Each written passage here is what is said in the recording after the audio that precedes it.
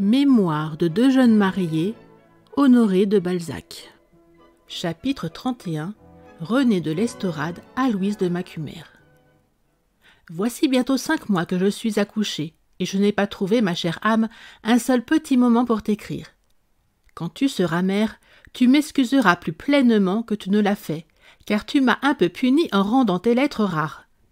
Écris-moi, ma chère mignonne. Dis-moi tous tes plaisirs, peins-moi ton bonheur à grande teinte, verse-y l'outre-mer sans craindre de m'affliger, car je suis heureuse et plus heureuse que tu ne l'imagineras jamais.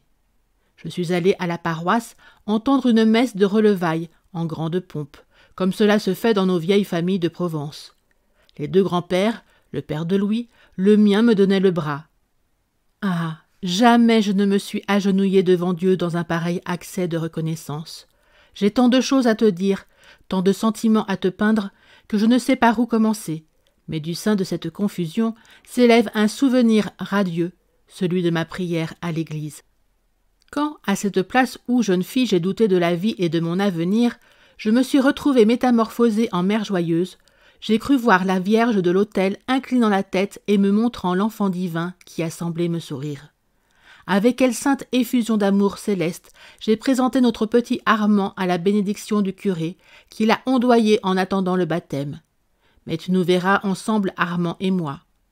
Mon enfant, voilà que je t'appelle mon enfant, mais c'est en effet le plus doux mot qu'il y ait dans le cœur, dans l'intelligence et sur les lèvres quand on est mère. Or donc, ma chère enfant, je me suis traînée, pendant les 2 derniers mois, assez languissamment dans nos jardins, fatiguée, accablée par la gêne de ce fardeau que je ne savais pas être si cher et si doux, malgré les ennuis de ces 2 mois.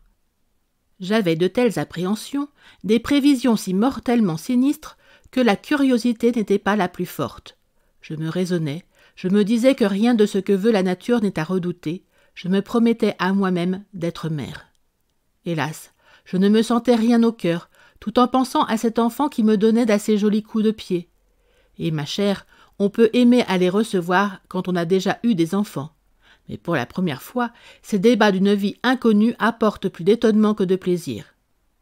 Je te parle de moi, qui ne suis ni fausse ni théâtrale, et dont le fruit venait plus de Dieu, car Dieu donne les enfants, que d'un homme aimé. Laissons ces tristesses passer, et qui ne reviendront plus, je le crois. Quand la crise est venue, j'ai rassemblé en moi les éléments d'une telle résistance, je me suis attendue à de telles douleurs, que j'ai supporté merveilleusement, dit-on, cette horrible torture. Il y a eu, ma mignonne, 1 heure environ pendant laquelle je me suis abandonnée à un anéantissement dont les effets ont été ceux d'un rêve. Je me suis sentie être 2, une enveloppe ténaillée, déchirée, torturée, et une âme placide. Dans cet état bizarre, la souffrance a fleuri comme une couronne au-dessus de ma tête. Il m'a semblé qu'une immense rose sortie de mon crâne grandissait et m'enveloppait. La couleur rose de cette fleur sanglante était dans l'air. Je voyais tout rouge. Ainsi parvenu au point où la séparation semble vouloir se faire entre le corps et l'âme, une douleur qui m'a fait croire à une mort immédiate a éclaté. J'ai poussé des cris horribles et j'ai trouvé des forces nouvelles contre de nouvelles douleurs. Cet affreux concert de clameurs a été soudain couvert en moi par le chant délicieux des vagissements argentins de ce petit être. Non, rien ne peut te peindre ce moment. Il me semblait que le monde entier criait avec moi, que tout était douleur ou clameur, et tout a été comme éteint par ce faible cri de l'enfant. On m'a recouché dans mon grand lit, où je suis entrée comme dans un paradis, quoique je fusse d'une excessive faiblesse. 3 ou 4 figures joyeuses, les yeux en larmes, m'ont alors montré l'enfant. Ma chère, j'ai crié d'effroi. « Quel petit singe !» ai-je dit. « Êtes-vous sûre que ce soit un enfant ?» ai-je demandé. Je me suis remise sur le flanc, assez désolée de ne pas me sentir plus mère que cela. « Ne vous tourmentez pas, ma chère, » m'a dit ma mère qui s'est constituée ma garde. « Vous avez fait le plus bel enfant du monde. » Évitez de vous troubler l'imagination. Il vous faut mettre tout votre esprit à devenir bête, à vous faire exactement la vache qui broute pour avoir du lait. Je me suis donc endormie avec la ferme intention de me laisser aller à la nature. Ah, mon ange, le réveil de toutes ces douleurs, de ces sensations confuses, de ces premières journées où tout est obscur, pénible et indécis, a été divin. Ces ténèbres ont été animées par une sensation dont les délices ont surpassé celles du premier cri de mon enfant. Mon cœur, mon âme, mon être, un moi inconnu a été réveillé dans sa coque souffrante et grise jusque-là, comme une fleur s'élance de sa graine au brillant appel du soleil. Le petit monstre a pris mon sein et a tété. Voilà le fiat lux. J'ai soudain été mère. Voilà le bonheur, la joie, une joie ineffable, quoiqu'elle n'aille pas sans quelque douleur. Ô ma belle jalouse, combien tu apprécieras un plaisir qui n'est qu'entre nous, l'enfant et Dieu. Ce petit être ne connaît absolument que notre sein. Il n'y a pour lui que ce point brillant dans le monde. Il l'aime de toutes ses forces. Il ne pense qu'à cette fontaine de vie. Il y vient et s'en va pour dormir. Il se réveille pour y retourner. Ses lèvres ont un amour inexprimable, et quand elles s'y collent, elles y font à la fois une douleur et un plaisir qui va jusqu'à la douleur, ou une douleur qui finit par un plaisir. Je ne saurais t'expliquer une sensation qui du sein rayonne en moi jusqu'aux sources de la vie, car il semble que ce soit un centre d'où partent 1000 rayons qui réjouissent le cœur et l'âme. Enfanter, ce n'est rien, mais nourrir, c'est enfanter à toute heure. Ô Louise, il n'y a pas de caresse d'amant qui puisse valoir celle de ces petites mains roses qui se promènent si doucement et cherchent à s'accrocher à la vie. Quel regard un enfant jette alternativement de notre sein à nos yeux. Quel rêve on fait en le voyant suspendu par les lèvres à son trésor. Il ne tient pas moins à toutes les forces de l'esprit qu'à toutes celles du corps. Il emploie et le sang et l'intelligence, il satisfait au-delà des désirs. Cette adorable sensation de son premier cri, qui fut pour moi ce que le premier rayon du soleil a été pour la terre, je l'ai retrouvée en sentant mon lait lui emplir la bouche. Je l'ai retrouvée en recevant son premier regard. Je viens de la retrouver en savourant dans son premier sourire sa première pensée. Il a ri, ma chère. Ce rire, ce regard, cette morsure, ce cri, ces 4 jouissances sont infinies. Elles vont jusqu'au fond du cœur, elles y remuent des cordes qu'elles seules peuvent remuer. Les mondes doivent se rattacher à Dieu comme un enfant se rattache à toutes les fibres de sa mère. Dieu, c'est un grand cœur de mère. Il n'y a rien de visible, ni de perceptible dans la conception, ni même dans la grossesse. Mais être nourrice, ma Louise, c'est un bonheur de tous les moments. On voit ce que devient le lait, il se fait chair, il fleurit au bout de ses doigts mignons, qui ressemblent à des fleurs et qui en ont la délicatesse. Il grandit en ongles fins et transparents, il s'effile en cheveux, il s'agite avec les pieds. Oh, des pieds d'enfant, mais c'est tout un langage. L'enfant commence à s'exprimer par là. Nourrir, Louise, c'est une transformation qu'on suit d'heure en heure et d'un œil hébété. Les cris, vous ne les entendez point par les oreilles, mais par le cœur. Les sourires des yeux et des lèvres, ou les agitations des pieds, vous les comprenez comme si Dieu vous écrivait des caractères en lettres de feu dans l'espace. Il n'y a plus rien dans le monde qui vous intéresse. Le père, on le tuerait s'il s'avisait d'éveiller l'enfant. On est à soi seul le monde pour cet enfant, comme l'enfant est le monde pour vous. On est si sûr que notre vie est partagée, on est si amplement récompensé des peines qu'on se donne et des souffrances qu'on endure, car il y a des souffrances, Dieu te garde d'avoir une crevasse au sein. Cette plaie qui se rouvre sous des lèvres de rose, qui se guérit si difficilement et qui cause des tortures à rendre folle, si l'on n'avait pas la joie de voir la bouche de l'enfant barbouillée de lait, est une des plus affreuses punitions de la beauté. Ma Louise, songez-y, elle ne se fait que sur une peau délicate et fine. Mon jeune singe est en 5 mois devenu la plus jolie créature que jamais une mère ait baignée de ses larmes joyeuses, lavée, brossée, peignée, pomponnée. Car Dieu sait avec quelle infatigable ardeur on pomponne, on habille, on brosse, on lave, on change, on baise ses petites fleurs. Donc mon singe n'est plus un singe, mais un baby, comme dit ma bonne Anglaise, un baby blanc et rose.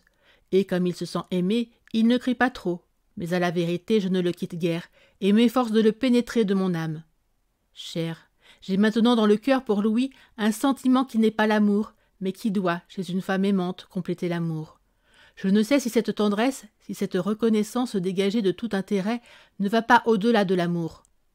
Par tout ce que tu m'en as dit, chère mignonne, l'amour a quelque chose d'affreusement terrestre, tandis qu'il y a je ne sais quoi de religieux et de divin dans l'affection que porte une mère heureuse à celui de qui procèdent ses longues, ses éternelles joies.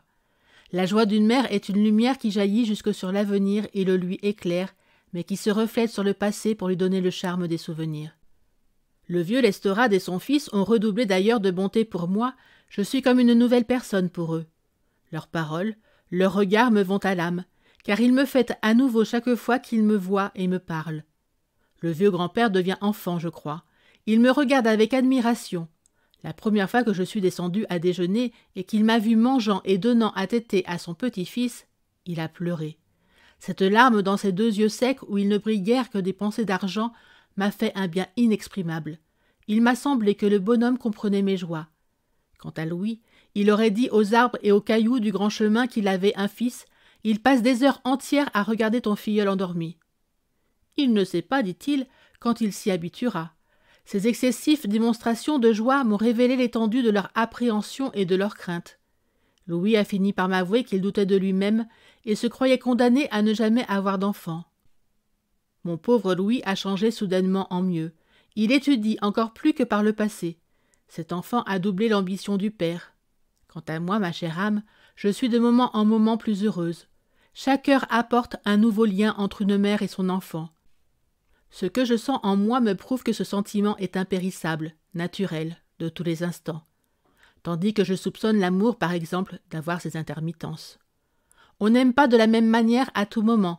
Il ne se brode pas sur cette étoffe de la vie des fleurs toujours brillantes. Enfin, l'amour peut et doit cesser. Mais la maternité n'a pas de déclin à craindre. Elle s'accroît avec les besoins de l'enfant, elle se développe avec lui. N'est-ce pas à la fois une passion, un besoin, un sentiment, un devoir, une nécessité, le bonheur? Oui, mignonne, voilà la vie particulière de la femme.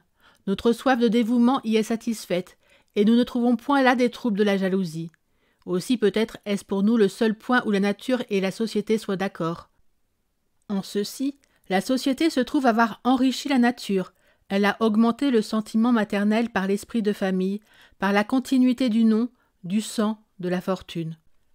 De quel amour une femme ne doit-elle pas entourer le cher être qui le premier lui a fait connaître de pareilles joies, qui lui a fait déployer les forces de son âme et lui a appris le grand art de la maternité? Le droit d'aînesse, qui par l'Antiquité se marie à celle du monde et se mêle à l'origine des sociétés, ne me semble pas devoir être mis en question. Ah, combien de choses un enfant apprend à sa mère! Il y a tant de promesses faites entre nous et la vertu dans cette protection incessante due à un être faible, que la femme n'est dans sa véritable sphère que quand elle est mère. Elle déploie alors seulement ses forces, elle pratique les devoirs de sa vie, elle en a tous les bonheurs et tous les plaisirs. Une femme qui n'est pas mère est un être incomplet et manqué. Dépêche-toi d'être mère, mon ange. Tu multiplieras ton bonheur actuel par toutes mes voluptés. Je t'ai quitté en entendant crier monsieur ton filleul, et ce cri je l'entends du fond du jardin. Je ne veux pas laisser partir cette lettre sans te dire un mot d'adieu. Je viens de la relire, et suis effrayé des vulgarités de sentiments qu'elle contient.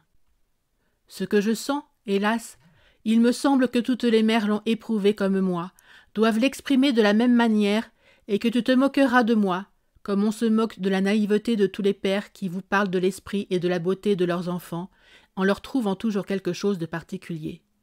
Enfin, chère mignonne, le grand mot de cette lettre le voici, je te le répète. Je suis aussi heureuse maintenant que j'étais malheureuse auparavant. Cette Bastide, qui d'ailleurs va devenir une terre, un majorat, est pour moi la terre promise. J'ai fini par traverser mon désert. Mille tendresses, chère mignonne. Écris-moi, je puis aujourd'hui lire sans pleurer la peinture de ton bonheur et celle de ton amour. Adieu. Merci d'avoir écouté cette vidéo. Si cette vidéo vous a plu, vous pouvez vous abonner gratuitement à la chaîne Coin Livre Audio. N'oubliez pas de liker avec le pouce vers le haut. Vous pouvez aussi me laisser un commentaire. À bientôt.